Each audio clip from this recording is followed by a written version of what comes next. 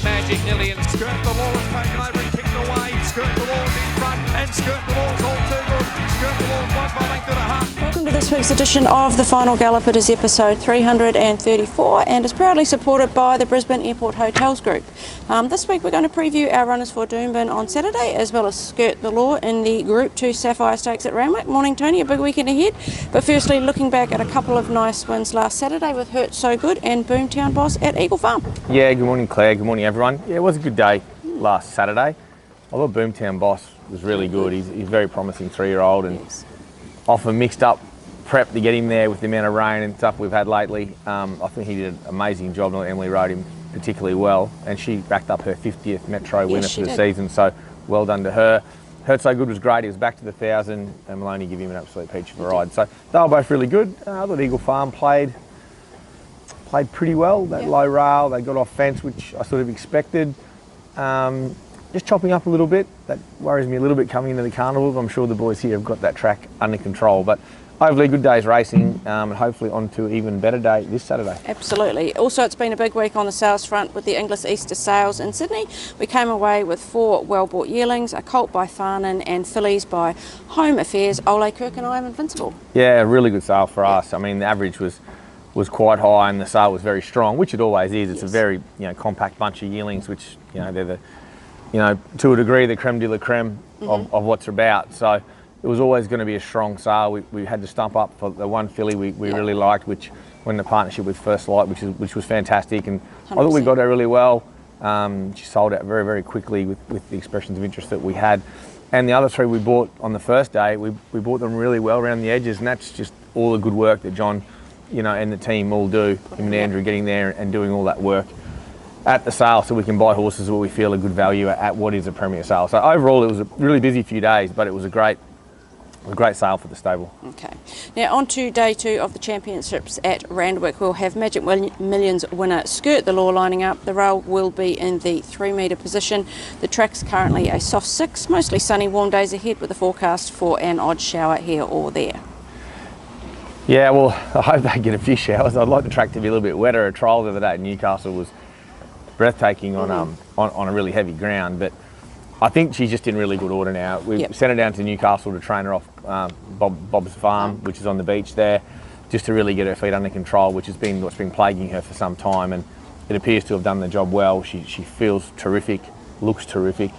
She's got a light weight. She has got a wide draw, but when she's right up and about this filly, as you saw in that trial, which I don't know when Lockie's got vision of it there, she really just jumps and wants to get herself onto the bunny and roll along. So look, I think she'll race quite prominent. The 1,200 metre start at Randwick's terrific. So fair. I thought, it's only the one down the side there than home. So with a good rider on board, Jamie Mellum. Used to saying Jamie Carr, aren't we? But Jamie Mellum now on board. Look, I see her racing really well in a good, strong mares race. There's no easy races during the championships.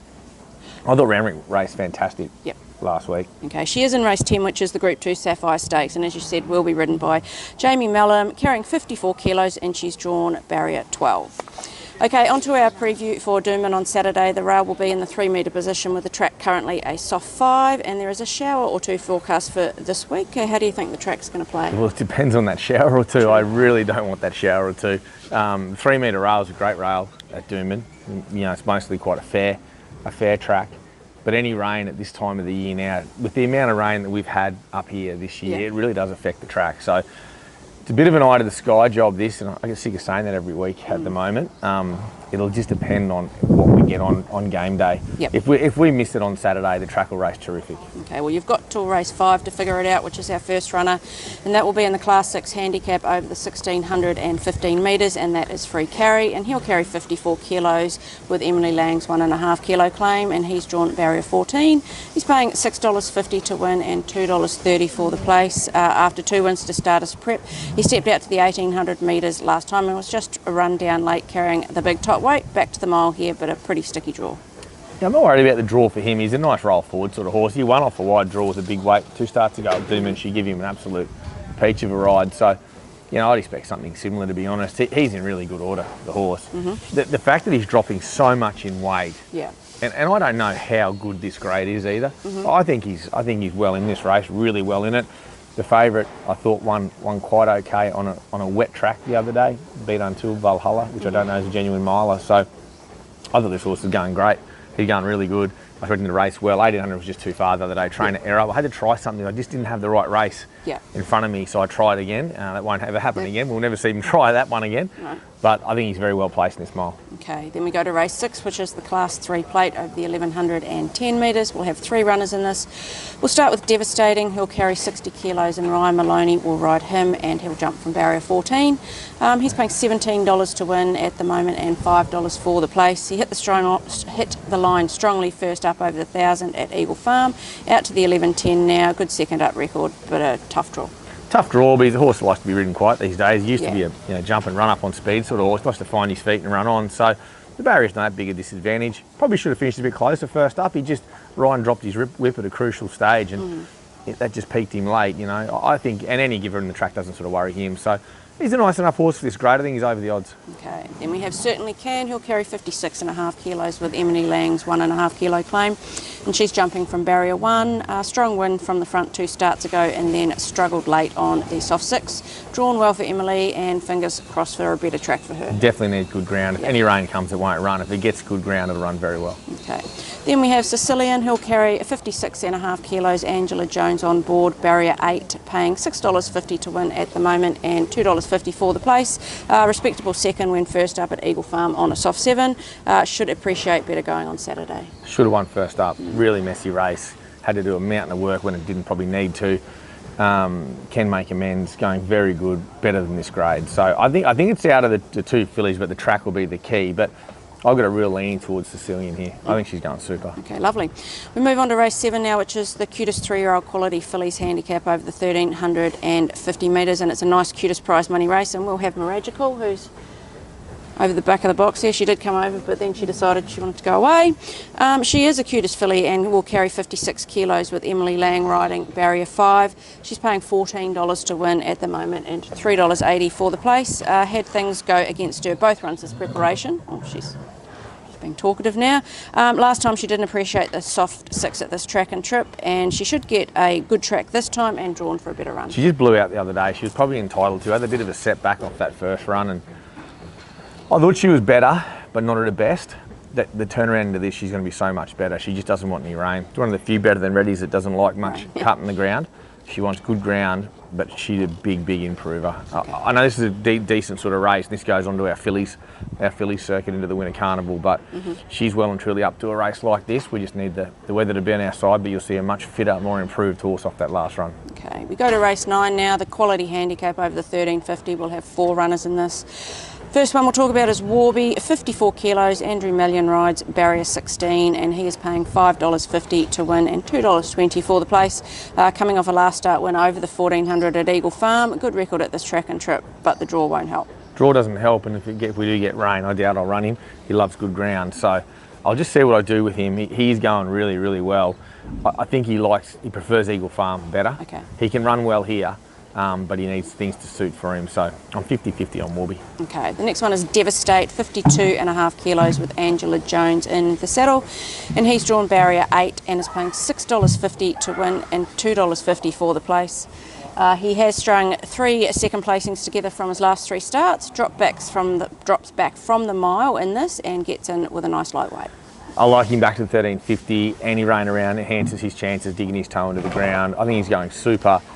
Maps well off that draw. He just rolls forward and puts himself into the race. I think he's undeniably good chance here. Okay, then we have Set to Shine, 52 kilos with Emily Lang riding barrier 3. She's paying $8.50 to win at the moment and $3 for the place. A win and a close second. Her past 2 starts at Eagle Farm.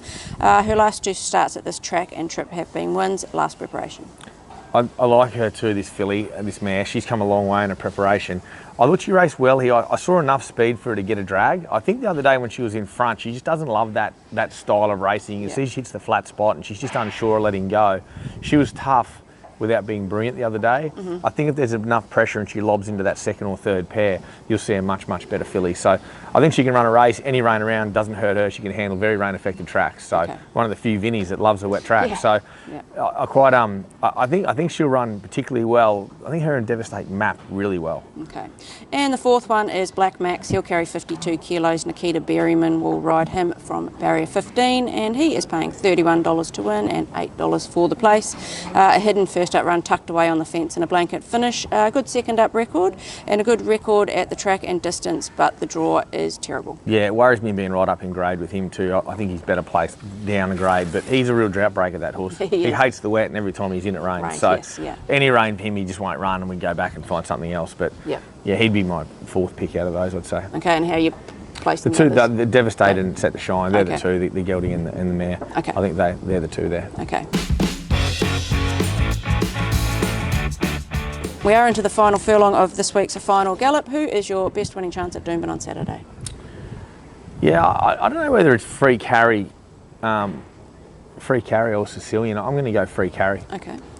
And your best each way chance? Sicilian each way. Okay. Yeah, I think she just maps really well and she's going really good. I could easily have Devastate or Set to Shine as well. Yep. I think they'll run really good in that race. Good quality race that Open. You can tell the carnival's on our doorstep. There's some really good Queensland Open handicap horses there. Yeah.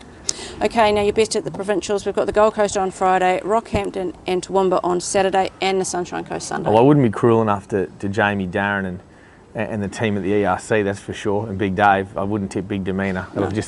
I'd get crucified, so I'll leave him out. He needs a dry track anyway. Yeah. Who knows what we're going to get at the coast, but turn the corner, I think. He hasn't drawn at Toowoomba yet, but I thought his run there on the heavy was brilliant the other day. He just couldn't beat one of the locals, but he's in good shape. Okay, and your best track worker this week? My best track worker this week. We had so many jump outs and trials.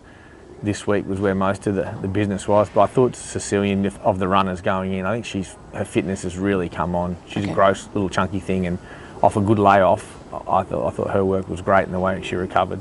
Okay. Now it is time for Cavs Corner, which is supported by the Brisbane Airport Hotels Group. Landed his first leg last week, but unfortunately Daytona missed a place for his second leg. Let's see if he can make amends. Welcome to Cavs Corner for this week. One leg again last week. Anyway, this week we'll venture to Saturday. We'll go Sicilian, a place, into Devastate, a win. Good punting, guys. So he's gone Sicilian, a place, into Devastate to win. I think he's copied your homework.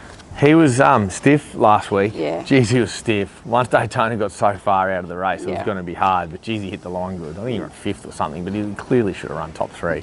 He was very stiff, and before that he was going okay, Cav. So I like his thing. I mean, I'd be happy to take that place to be honest, and be a bit more conservative. But he's gets his tail up, so he's a bit bolder. See how he goes. Not like you to be conservative either. Well, I probably would be on that bet there. I just think it's a really tough day at Doomben, and it's all very weather dependent. We're talking about this 2 days out, and you know, we don't, 5 mil in summer is not a big deal on race day, but 5 mil now, and the tracks are so wet, it'll change things a lot. Okay. Well, good luck with Skirt the Law at Randwick, and a solid team flying the flag back here. Yeah, I can't wait to see Skirt race. Obviously, we've tried something totally different with her, using the Newcastle Beach to train her, etc., etc. And I love what I saw at the trials. It felt like the Skirt of old, the way she used her action and changed her stride and changed her legs and whatnot. So, look, hopefully she turns up and does the same thing at Randwick on Saturday, because I know she's got the ability to mix it with this greater mares. Absolutely. Well, best of luck to everyone over the whole weekend.